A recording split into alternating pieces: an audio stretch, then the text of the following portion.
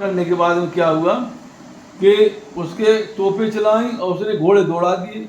जब दौड़े तो हाथी बिचक गए।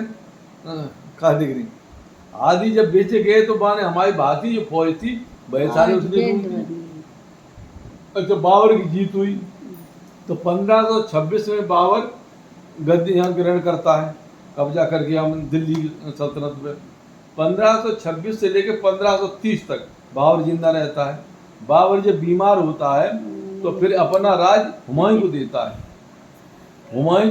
है। तो हुमायूं 1530 से लेकर के 1537 तक रहता है। फिर इसमें शेरशाह सूरी इस पर कब्जा कर लेता है तो 1542 में यहाँ से वो भाग जाता है। फिर एक हिंदू राजा के यहाँ के ये जन्म लेता जाकर। इसके यहाँ ये पैदा होता अकबर 1542 में। अकबर पर वहाँ हिंदू राजा के वहाँ इसे पैदा हुआ। उसके बाद इसके शेरशाह सूरी के कोई वो था नहीं, शेरशाह सूरी कोई उत्तरदायी नहीं था।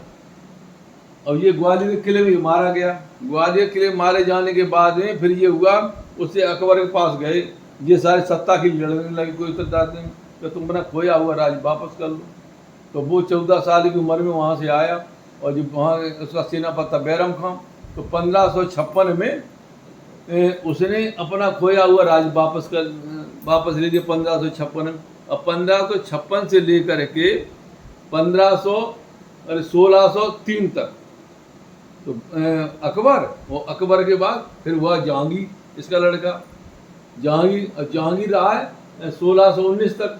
जो एक से उसकी पत्नी कहती थी, एक शेर सवाब हो, एक शेर कबाब हो, सब संपत्ति नूर जहां की, खूब हो या खराब हो। तो ये जहांगीर था। फिर जहांगीर का हुआ शाहजहां। फिर 1528 में और 1628 में शाहजहां गद्दी पर बैठता है। 1628 के लेके फिर 1656 तक औरंगजेब अपने बाप को कब्जे में ले लेता है। तो इसे कैद के कहता है, इसे अपने भाइयों को मार करके, जो दारा सिंह वगैरह संस्कृत का विद्वान था, तो फिर इसी से लगे कि इसे यहाँ से ताजमहल का देखी कैद कर लेता है। अब 1656 से लेके 1705 तक औरंगजेब रहता है। 1705 औरंगजेब के बाद में फिर 10 मुगल शासक होते हैं। जो आखिरी मुगल शासक 1857 में अंग्रेजों ने उसे युद्ध का नेतृत्व किया अंग्रेजों के खिलाफ। तो उसे यहाँ से उसे बर्मा में जाकर, जिसे म्यांमार कहते हैं, वहाँ पर उसकी मौत हुई थी। तो उसे अंग्रेजों ने 4 गज जमीन भी नहीं दी।